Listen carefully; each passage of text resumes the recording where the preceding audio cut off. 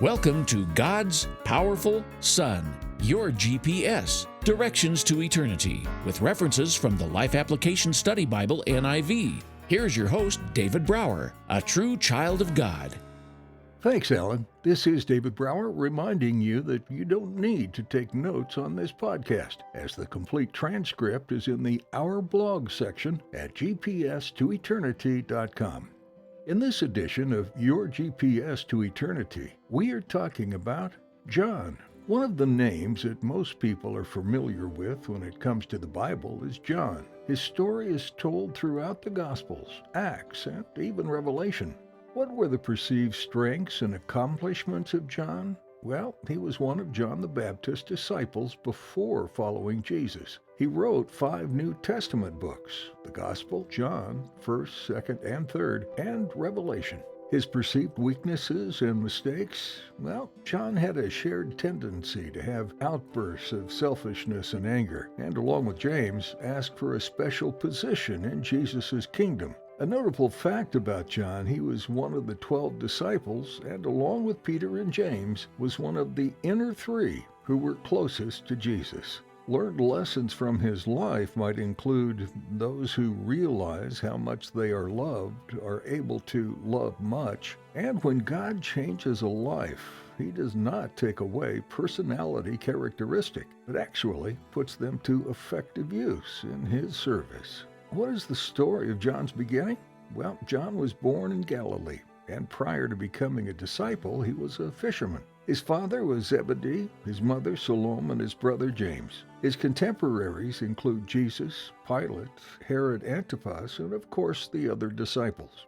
1 John 2, 7 through 8 is one of John's key verses and says, "Dear friends, I am not writing you a new command, but an old one, which you have had since the beginning. This old command is the message you have heard. Yet I am writing you a new command. Its truth is seen in him and in you, because the darkness is passing, and the true light is already shining." Christians know that God is love, but what you may not know is just how important love was to John. Being loved is the most powerful motivation in the world, right? Our ability to love is often shaped by our experience of love throughout our lives, because we usually love others as we have been loved. Some of the greatest statements about God's loving nature were written by a man who experienced God's love in a unique way, and that, of course, was John. Jesus' disciple John expressed his relationship with the Son of God by calling himself the disciple whom Jesus loved. John 21:20. Although Jesus' love is clearly communicated in all of the Gospels, in John's Gospel it is a central theme. Why?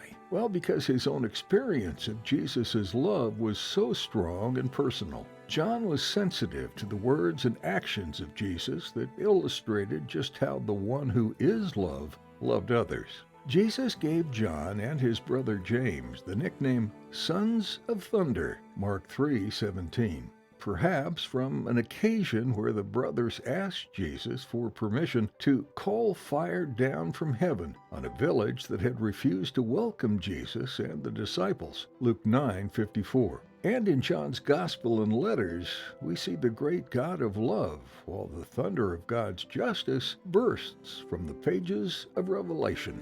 Jesus confronts each of us as he confronted John. We cannot know the depth of Jesus' love unless we are willing to face the fact that he knows us completely. Otherwise, we are fooled into believing that he must love the people we pretend to be, not the sinners we actually are.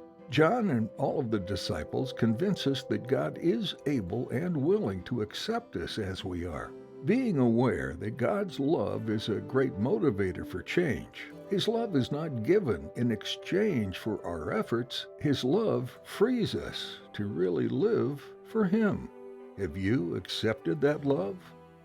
We invite you to visit the Prayer Request tab on our website and let us know how we can be praying for you.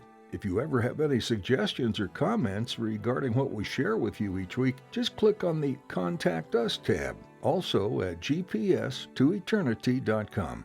Until next time, this is David Brower asking you to remember that God's powerful Son is your GPS, providing you with directions to eternity.